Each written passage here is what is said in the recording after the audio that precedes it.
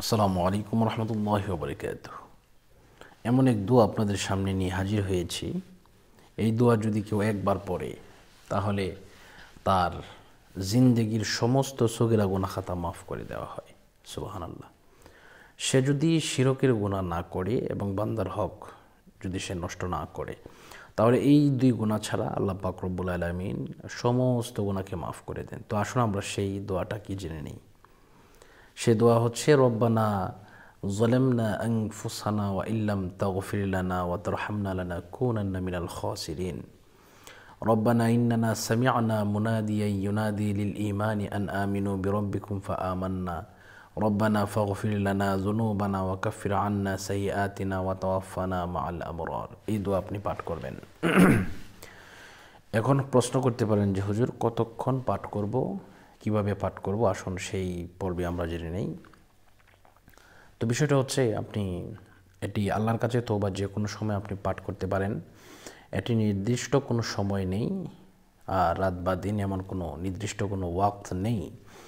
যদি আপনি চান যে কোনো সময় পাঠ করতে পারেন, এবং আপনি ইচ্ছা করলে ফরজ যে নামাজগুলো আছে এই নামাজের পরে আপনারা এটা পাঠ করতে পারেন। পাশাপাশি আপনি বসে আছেন, কোনো গেস্ট রুমে বসে আছেন, অথবা আপনার কাজের ফাঁকে আপনি বসে আছেন, অথবা হেঁটে যাচ্ছেন, দাঁড়িয়ে আছেন, শুয়ে আছেন, অথবা কাজ করতেছেন, এমন কাজ যে কাজের মধ্যে পড়লে কোনো অসুবিধা হবে না বা কাজের বিঘ্নটা ঘটবে না, এই সমস্ত কাজের ফাঁকে ফাঁকে আপনারা এটা ইনশাল্লাহ করতে পারেন, তাহলে কোনো সমস্যা হবে না, এটা জায়েজ আছে।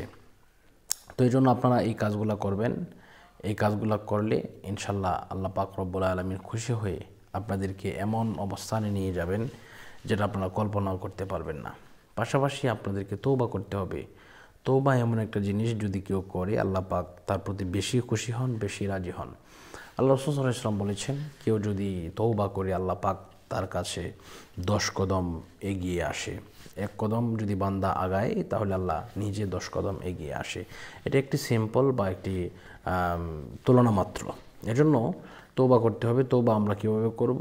আস্তাগফিরুল্লাহ রাব্বি মিন কুল্লি যামবি ওয়া আতুবু ইলাইহি লা হাওলা ওয়ালা কুওয়াতা ইল্লা বিল্লাহিল আলিয়্যিল আযীম। আমরা এইভাবে ইনশাআল্লাহ তওবা পাঠ করব।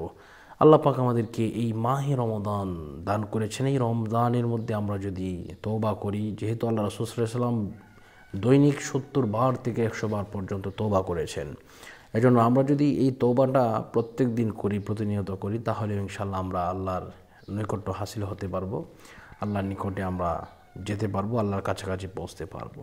তো আজকের মতো এই পর্যন্তই, বিদায় নিচ্ছি। আসসালামু আলাইকুম রহমতুল্লাহি ওয়া বারাকাতুহু।